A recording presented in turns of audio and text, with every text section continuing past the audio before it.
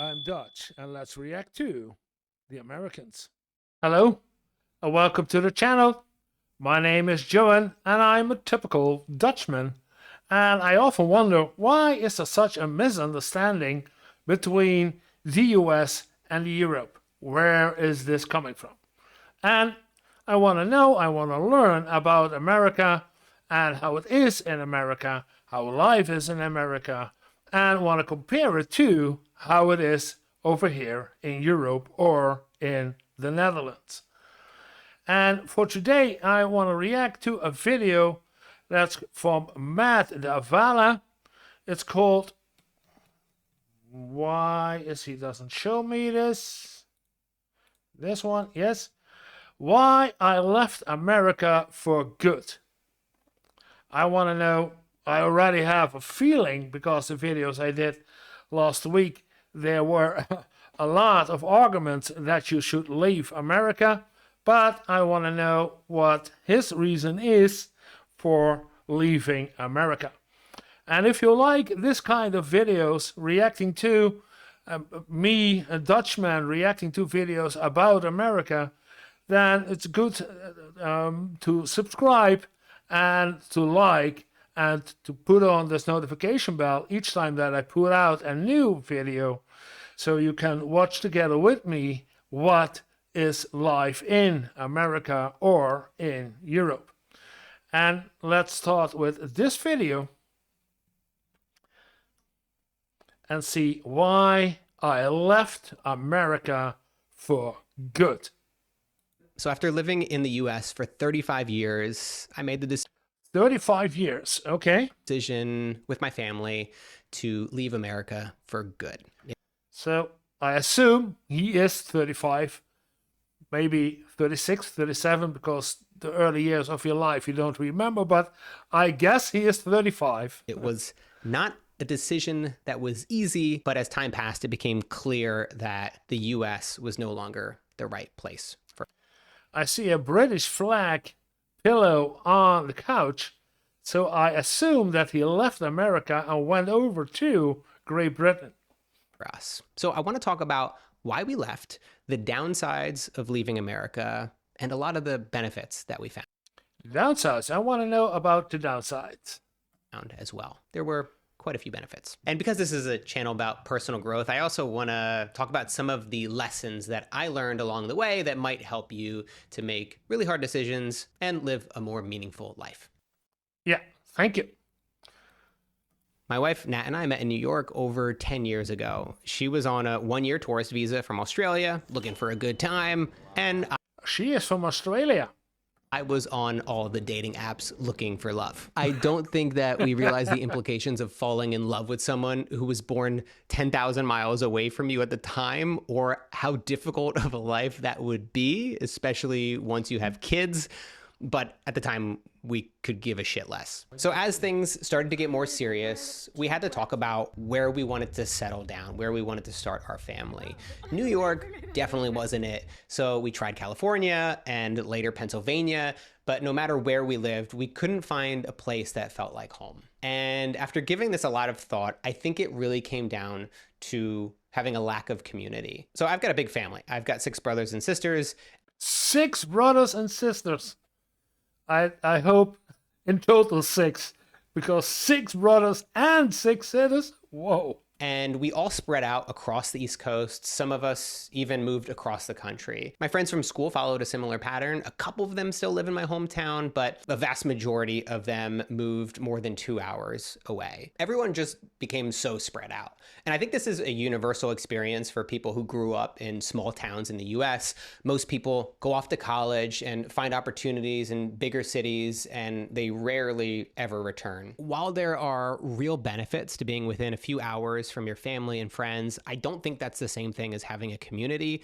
A community needs to be close in proximity. They're your actual neighbors. They're the people that you run into on your morning walk. They're the ones you call when you have to make a midnight trip to the emergency room. We really struggled to find any sense of community in the US. And that's not the fault of the US as much as it is the fact that all my family and friends that I grew up with just spread out so much. But what I learned from this process is that you're never really stuck and you can always start over. Honestly, I lost track of the amount of times that we started over. I think we sold all of our stuff and moved across the country 2 or 3 times. If you can avoid doing that, Yeah, to different states, and still he could not find what he called home. I think that's probably the way to go. You're going to save a lot of money. But I also found out that this wasn't the scariest thing in the world. To be able to start over again and again, to experiment with where you want to live and what you are looking for your home, what you need out of a community. I think those are pursuits that are worth investing your time and energy into. And the more that you do it, the more that you start over, the more you begin to build up resilience and realize that you actually can begin again in a new place. And Yeah, it's you learn to have the skills to restart. You find, okay, reset in my head. We start again today or tomorrow. This is my starting point. This is the lowest point that I can reach, and now we're going uphill again. Looking forward, chasing the dreams. Yeah, it's a good skill to have. I think that's one of the reasons that made it so easy for us during the pandemic to spend a significant amount of time in Australia. So I visited Sydney for the first time over 10 years ago. This was very early into So they went to Australia. Okay. my relationship with Nat, and I immediately fell in love with the city. I mean, sure, there were some challenges in adjusting to the new culture. I mean, for one, everything. Yeah, the map is also Australia. Did he move to Australia? Then this pillow put me on the wrong foot. Was upside down. The toilet flushes the other way, but wow. Oh, that's important. That's really important.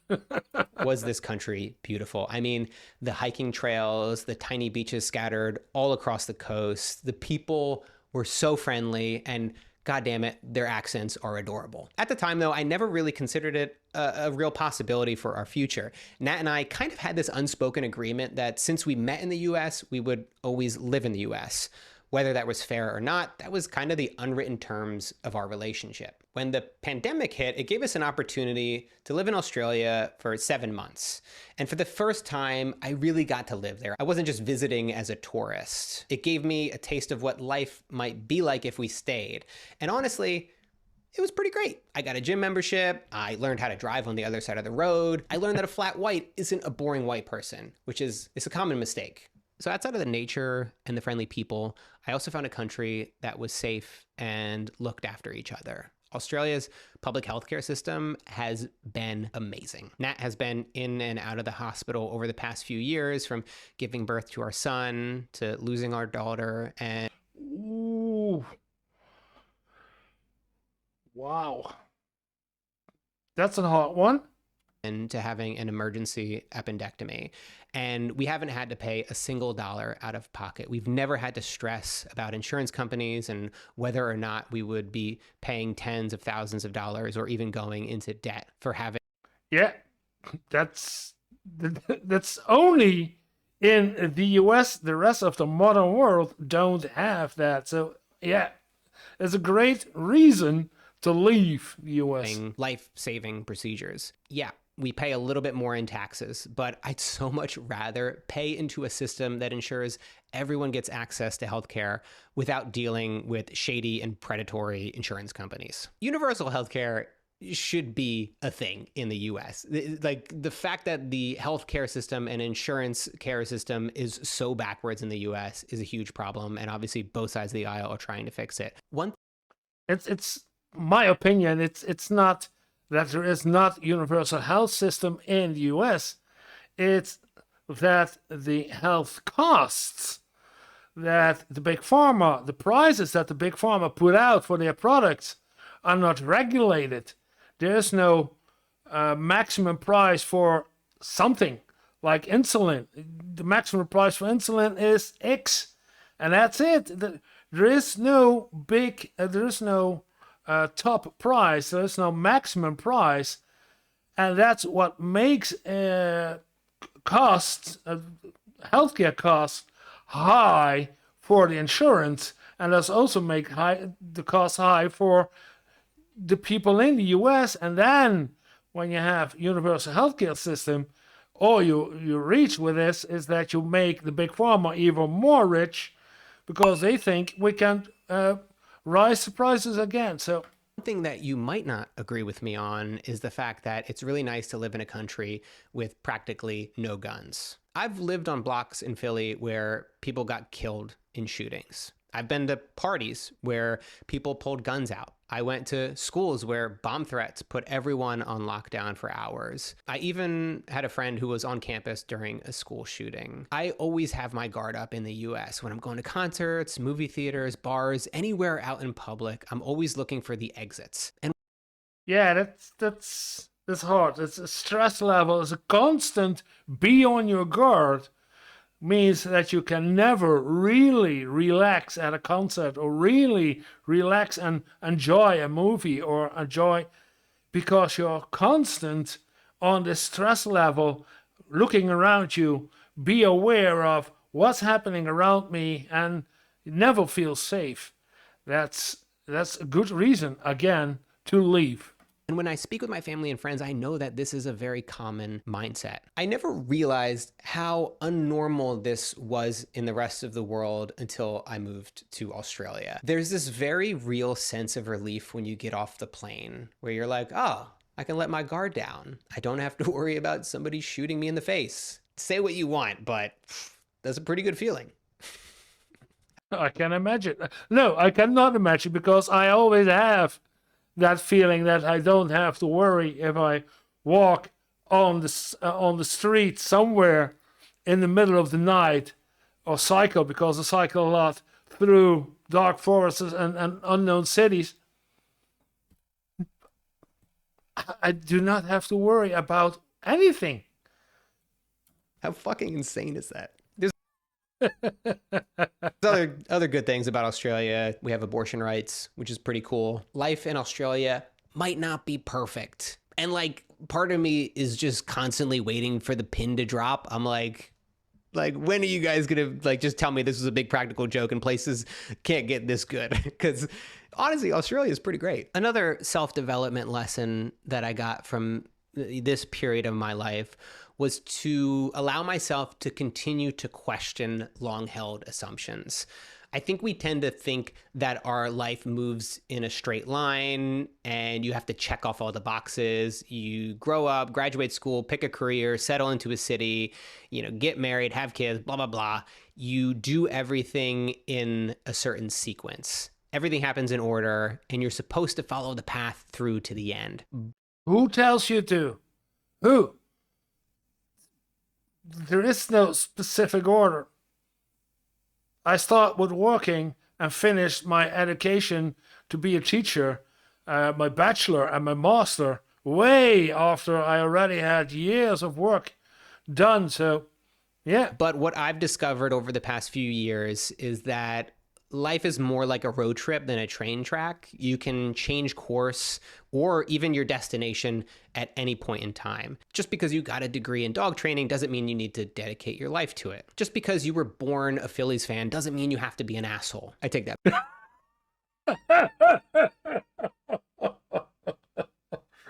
Okay. Good. Back. That's definitely not true. The point is, the life that you thought you were supposed to have isn't the only one that's available to you.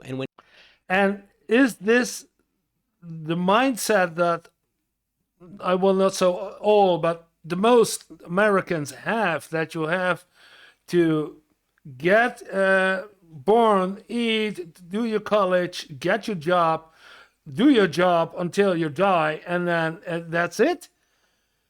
Let me know in the comments. And while you're down there, leave a like and subscribe too.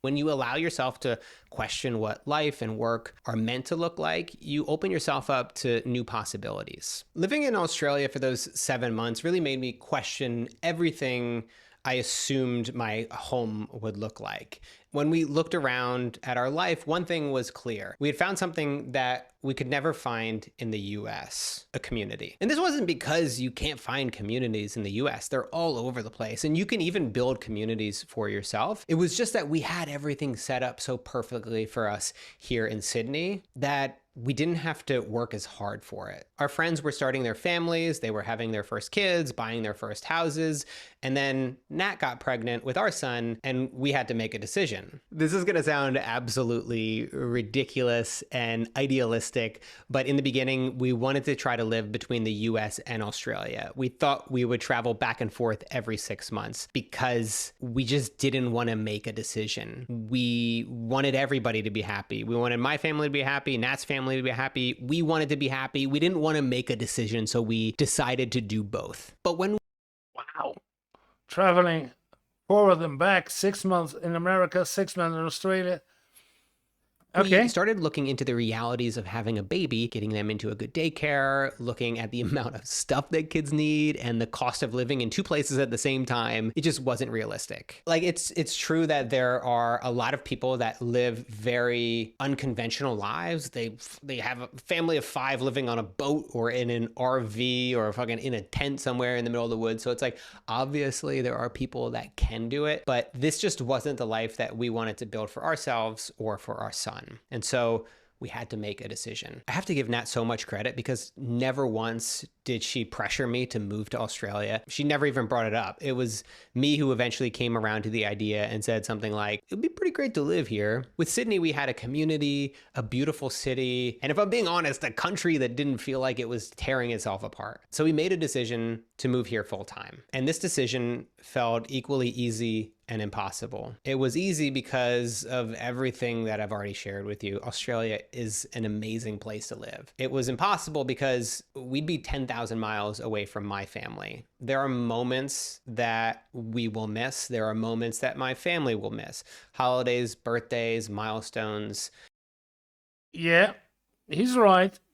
But there's also something, and he does know it, that's the internet. And you can make videos, you can have video call, you can chat and do anything by Zoom, by any other communication channel, and make it feel like you're really there. It's in these moments when the distance really hits home. But this was kind of the life that we signed up for, whether we realized it or not. And listen, this life is hard and it is challenging, but it's not one that I would trade for anything. Okay, one final piece of advice that relates to personal growth. I don't want to sound like an asshole, although I don't want to sound like an asshole. Why? Why is he thinking this? He made a good decision for him and his family to leave America. I only commented this. It's a good decision. If I hear what's going on in the United States. Oh, if you made it this far, I don't think this is going to upset you, but it's not your job to make everyone happy. When you make big life decisions, some people won't understand. They might question your choices, disagree with them. They might even feel hurt by them. And that's tough, especially when it's people that you care about. Your parents might not like the degree you chose or the fact that you decided to become a YouTuber. Oh, you gonna be a big man now. You gonna be a YouTuber, huh? You gonna be a YouTuber, son? My dad doesn't even sound like that. I don't even. You're gonna be a YouTuber now, eh? Even know where that came from. At the end of the day, other people's opinions about your life shouldn't define it. This doesn't mean that you... Yeah. Other people's opinions are the same like other people's... Yeah. Everybody got one. Doesn't mean that you like them and that you should like them. Should ignore people or not care about their feelings. It just means that you don't have to carry the weight of their expectations. You can acknowledge their concerns and appreciate their perspective and still choose what's right for you. And what I've found is that When you stop trying to make everyone else happy and you just focus on building a life that you love, people who care about you will come around. That's pretty much. They will, because they know you care for them, and they care for you because you do, what you like, what you love to do, what you wanted to do. And then you will find the right people who are in sync with the same things, the same goals as you have. So yeah, you will find those people. Legit. If you clicked on this video because you're in some weird kind of political algorithm, welcome to my channel. I talk about self-development and personal growth. If that's something that you're interested in, if you want to learn more about how to build a meaningful life, then click subscribe. You can also get my newsletter by going to mattdevella.com/newsletter. Thanks for being here, and I'll see you soon. Yeah. Thank you for sharing the story. It's a good one. Yes, good advice for everybody else. And I want to say, yeah, leave America. It's nothing strange about it. It's the greatest world, the greatest country in the world, everybody says. No, not everybody says that. Only the Americans say it's the greatest country in the world, because they don't not know how it's outside of the United States. Yeah. Okay. Well, if you like this video, then press the like, and maybe you like this video too. And I'm live at Saturday. That's what I'm showing over here. And you can subscribe. Oh, where am I? There. Here you can subscribe too. Thank you for watching, and see you in the next video.